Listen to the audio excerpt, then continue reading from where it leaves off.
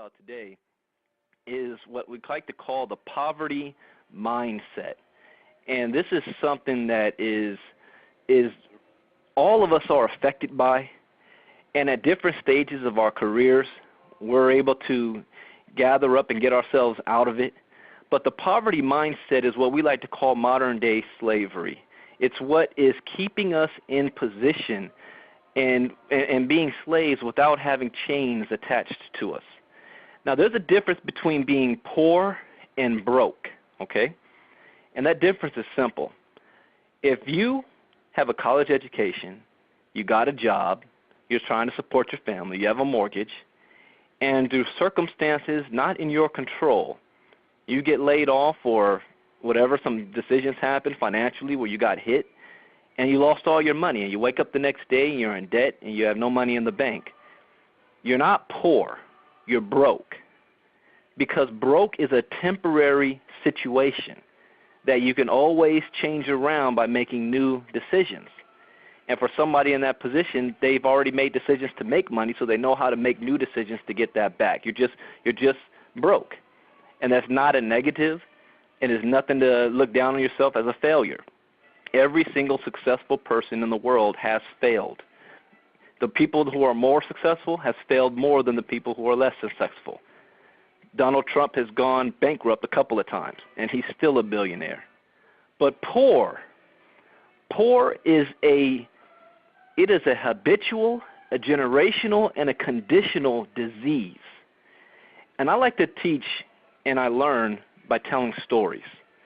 And here's a good example. Everybody remembers Katrina. And I was watching the news one day, and I cringe every single time I hear this story. But there was a woman, and this is after the Katrina disaster, and the government was trying to figure out how long they were going to keep subsidies going and the FEMA checks rolling out to people, because it can't be indefinite. And what happened was you have a large section of individuals who were on welfare, not just for themselves, but their parents were on welfare, their grandparents were on welfare. They'd been on welfare since the Great Depression when the New Deal came down. Generational. And what happened when Katrina hit and the FEMA checks were going out, after about a year and a half or so, the government was contemplating stopping sending the checks. And, of course, the news crews went out there to the neighborhoods and wanted to get people's response. And they found one woman, and they asked her, what do you think about the FEMA checks being canceled? And her response was, well, if they cancel my checks, how am I going to pay my bills and my rent? Now, I had to stop and think for a moment. This is all she knows. This is all she's conditioned to know. No thought of maybe I need to relocate, maybe I need to get an education, maybe I need to do something and make new decisions so I don't have to rely on the government to bail me out, because that's all she knew. And understand this, facts and logic have absolutely nothing to do with mindset, okay? It is all emotional, it is all conditional, it's all habitual. And Barbara Bush, and many of you know her, the former First Lady, she went on to Fox News, and she made this statement. She said, the Katrina incident probably is going to be the best thing for those people. Now, she said more to that, but it got edited.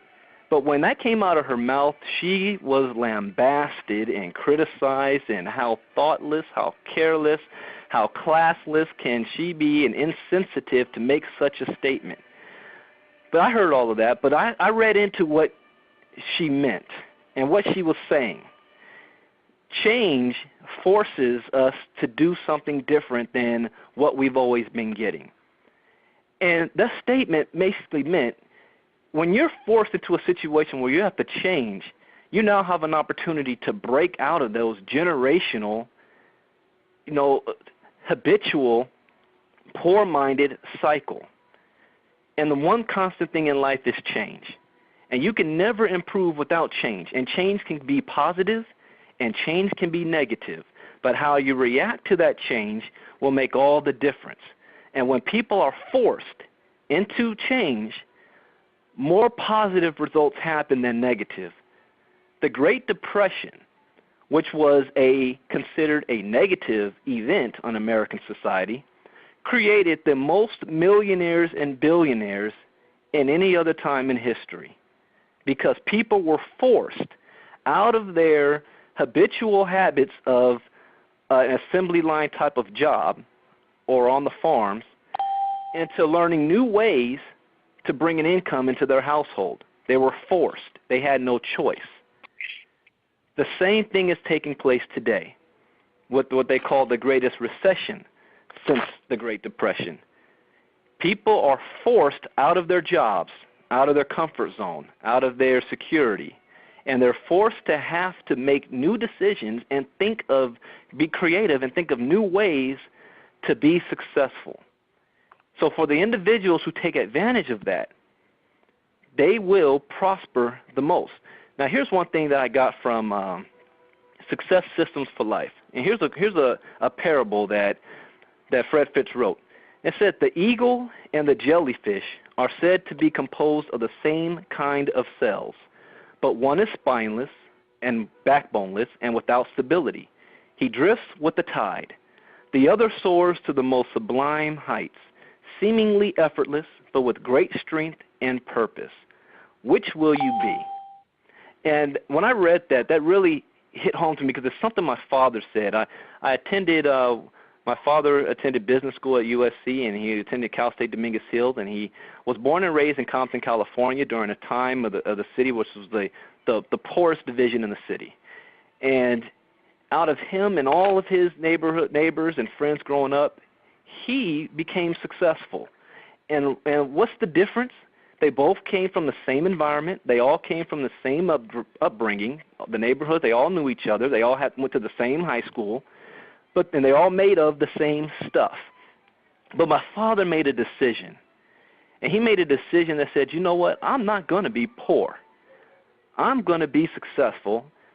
And he acted on those decisions, but he first made a definition of himself. He defined his purpose at a very early age that he was going to be somebody. Most people never do this. They are rolling with the tides. You ask them, what's your purpose in life?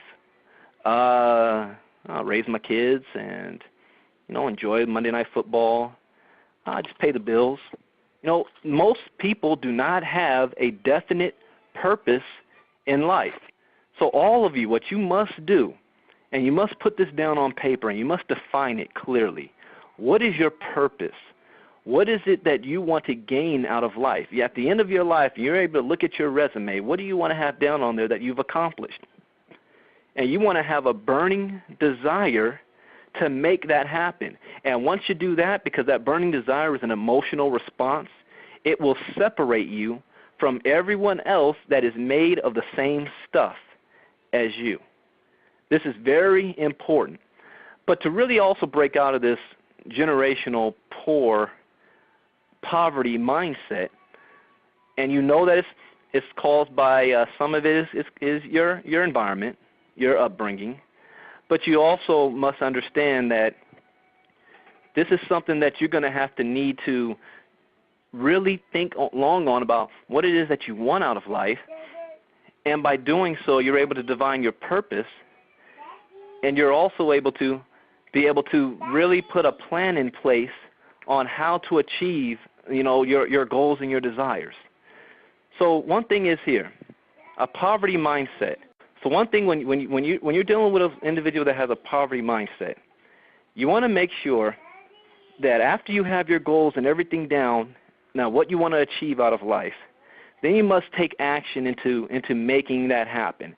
And so it comes down to who are you listening to? You already know you were listening to your parents, you were listening to your schools, and here's a good example of make sure you listen to the right person. Like I said, I like to talk in stories. When I was in school at Morehouse College, I had a business professor, and I was a business major, and I wanted to be like my dad. My dad was in business. I wanted to be a business major as well. And I'm sitting there listening to the professor, and he's going over all of these macro and micro economics and charts and figures, and and what things you need to do to have $1 million and $1 billion business. And I'm sitting there intrigued by it all and fascinated, and I'm thinking to myself, wow, this guy, he knows a lot.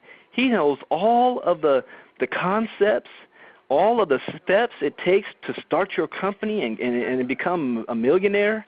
And I asked him afterwards, I said, this guy must be a millionaire. He must have successful businesses all over the place. And so I asked him, I said, so what success have you had? Can you give us examples of things that you have done that back up what you're saying? Well, then he talked about his backing in school, what his degrees, his PhD, where he studied. Oh, okay, that's fine. So after that, now that you have all that information and you put it into use, what companies did you start? What board of directors do you sit on? None. I haven't started any companies. Okay, well, what other people have you advised and you consulted on? You got a consulting fee for whatever, for giving them these great ideas for building their business. Well, no, I don't have any of that. I'm a teacher. My job is to teach you these steps, to lead you to become successful.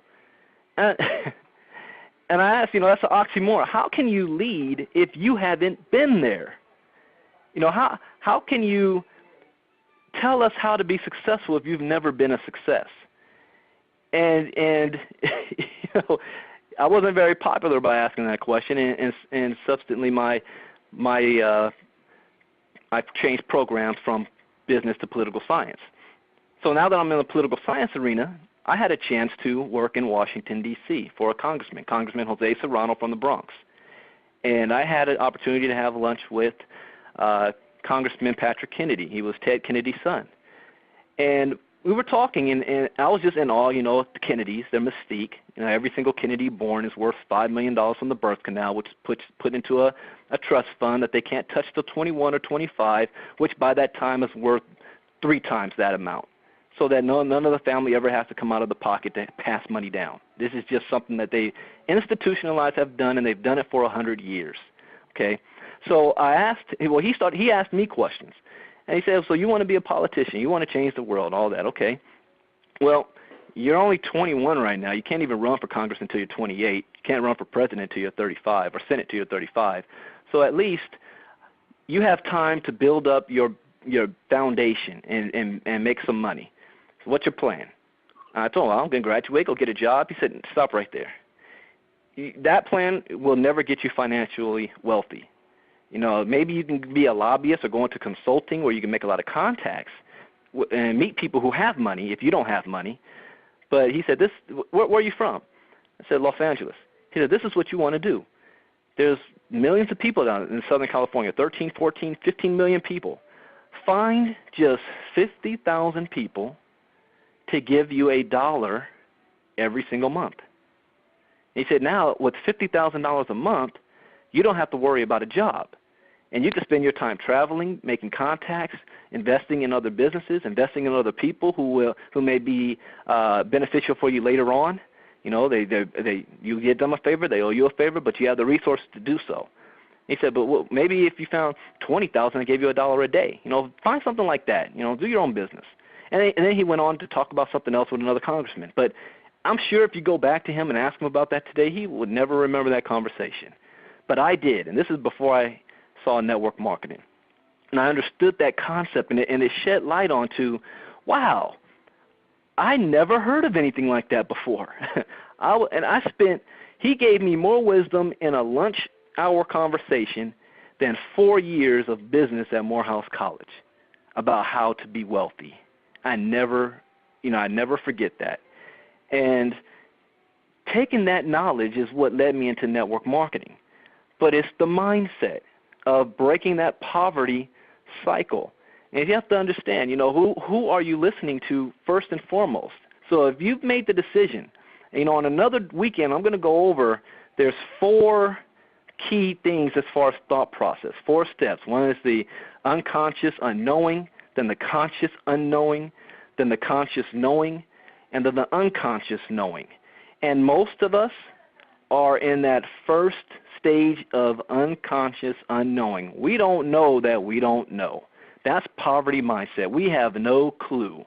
But once we have been enlightened, once the door has been opened to a complete another way, now we are conscious that we don't know anything. Now we know we don't know anything. And what this system that you guys are plugging into and this training and self-improvement and personal development, what that is doing is bringing you consciously aware that there is a different way than what you've been doing for all of your life. See, there's a couple of things you must understand. The definition of insanity is doing the same thing over and over again, yet expecting a different result. In other words, if you continue to do the things you have always done, you will continue to have what you have always gotten. So that's something that you must understand. So now that you know that there's things that you don't know. A couple of questions you're going to have to ask yourself is, number one is, what is your willingness to learn new things? What's your willingness to learn? And what is your willingness to accept change? See, when Barbara Bush made that statement, she was talking about the change, not the results, but the change happening. And if people are willing to accept change instead of trying to force things to go back to the way that they always were, then that can be the best thing that can ever happen to you. She said it all wrong and it came out all wrong, but that's what she meant. It wasn't anything racist about it, and I'm not backing whether Barbara Bush is one thing or not, but the statement itself was on point. So what is your willingness to learn? And that's what Melvin's talking about, the system. If you are willing to learn, then you must plug into the system. And what is your willingness to accept change? Because when you undergo this process, you will change. Your environment will change.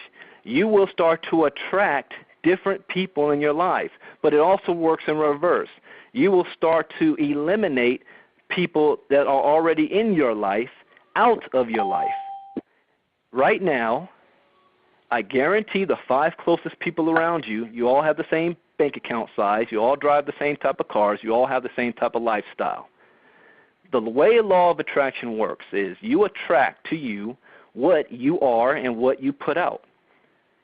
And if you want something more, if you want something different, then you need to start thinking differently, acting differently, and when you do so, you start to attract things into your life that are what you want.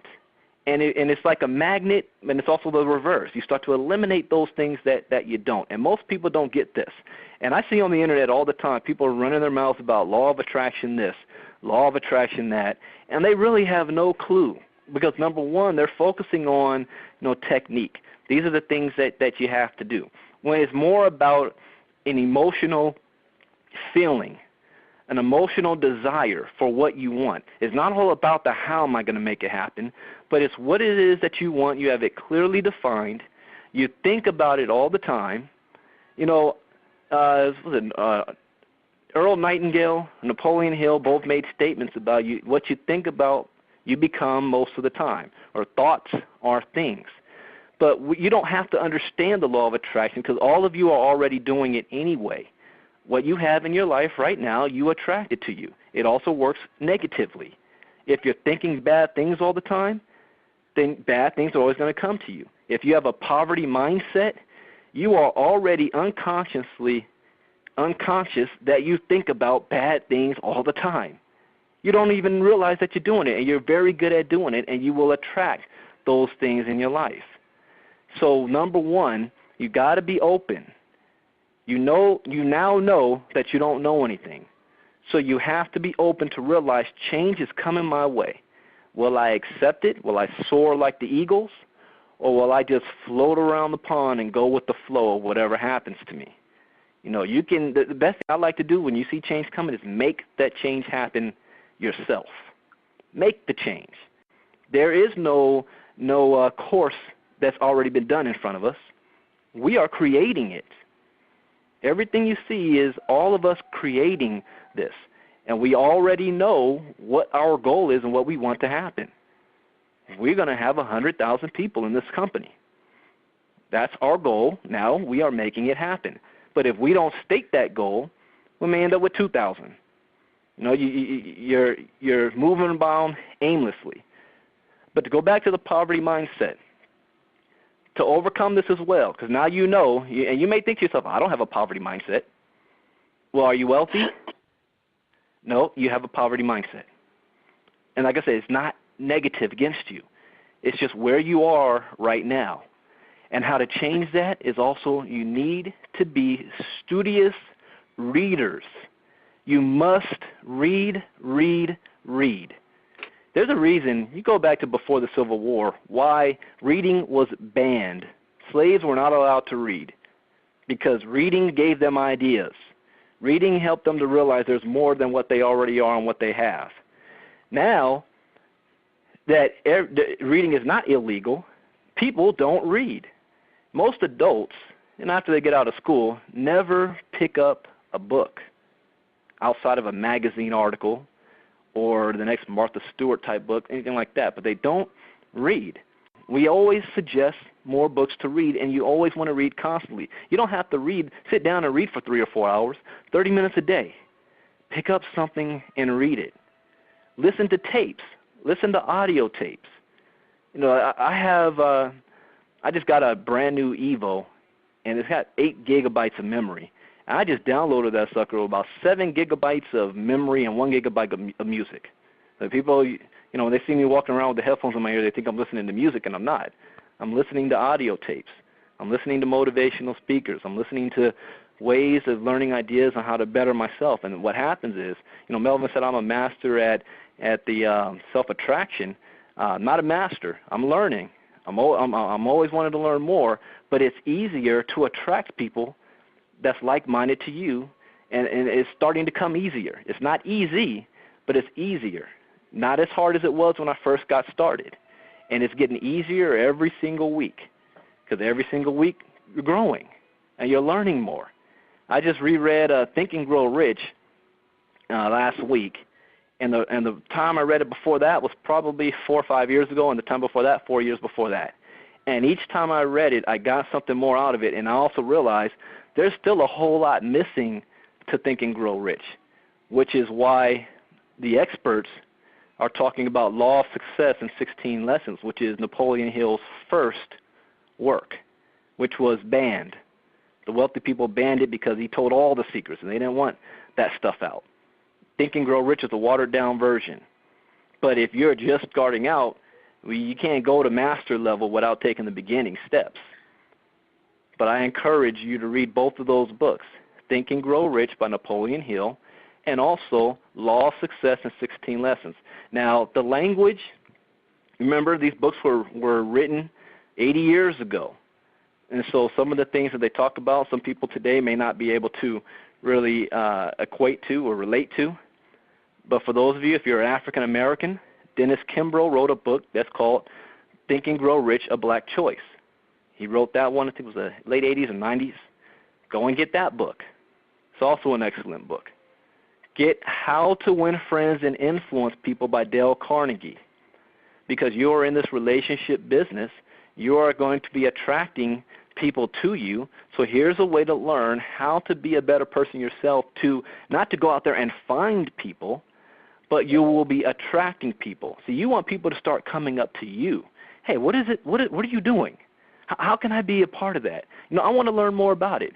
As I recruit, I never talk about my business. I always ask people questions about what it is that they want out of life. And that way I'm able to rate where they are on that poverty scale, if they're big thinkers or not. So these are the things that you want to be able to do to better yourself first. You cannot recruit other people who have a poor mindset and a poverty mindset until you eliminate yours. It's just not going to work. So I hope that this was great information for you guys to really go on. I'm looking at my notes here, and there's a whole day's worth of stuff to go over. And I just wanted to give you just a simple, basic breakdown, and I'm going to end with this. You're out there recruiting, and you're going to be dealing with people who may even come off as successful. but they're listening to the wrong people, and they still have a poverty mindset. The facts and logic don't matter. You can show somebody, and let's just say, for example, there's another person that's in another company, and they're all excited about their company, and they're hyped up on it, and they think it's the greatest thing on the planet. And then you show them some facts to contradict what they're saying, that, hey, your company really isn't paying out that much money. If you look at our compensation plan here, you will see that nothing can touch it. No, there's no competition. They can read this and still come back to you and say, it doesn't meet my criteria. It's amazing. Why? Because they never had an open mind, and they're so closed on what they're doing because they have an emotional attachment to what they're doing. So how to reach this type of a person is not by showing them that our compensation plan is the best, but by finding out what it is that they're trying to get out of life from what they're currently doing, and then finding out if what they're doing is going to make it happen for them.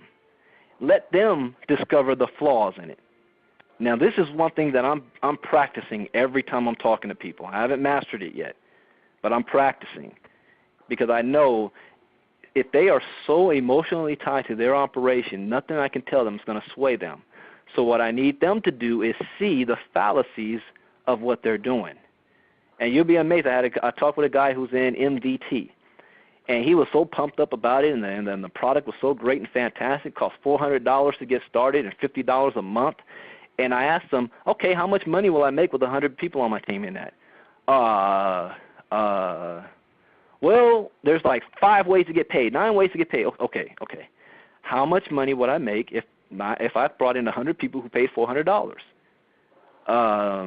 Let me get you on the line with my upline, and he can tell you. Well, you know what? He's not available, but my upline has 900 people. Okay, if he has 900 people on his team, how much money residually is he making? That's a good question. I don't know. I said, well, don't you think if you're invested all this money and this time into this operation, you would at least know how much money you would make if you met certain goals? He said, yeah, that makes sense. I said, so don't you find it kind of odd that you don't know and that you may even be afraid to ask your upline how much money they are actually making? Isn't that a little bit odd to you? Yeah, I said, that doesn't really make business sense, does it? No, it doesn't. You ask questions you already know the answer to. And then I come back saying, well, that's an operation that I can't even – if you don't know what's going on, even if you put me on the upline, I know he's going to say the same thing. Then I know what I'm doing here. I know 100 people on my team is $10,000 a month. I know, so it wouldn't make sense for me to really look at what you're doing. Now, I told him about what I'm doing indirectly, and that's what I'm practicing and really getting good at. But these are skills that you learn on how to combat the poverty mindset of individuals. And it is not about logic or logic or facts, because when the mind is right, facts don't matter. It doesn't matter. The people successful people done things that people already said were impossible to do. Why? Because they were too stupid to know it was impossible. They didn't care. It doesn't matter what the facts say. I'm going to do it anyway because I believe I can do it. So the facts don't matter. You got to have a belief and an emotional bond to your desire and your why, and focus on it and work on it on a daily basis.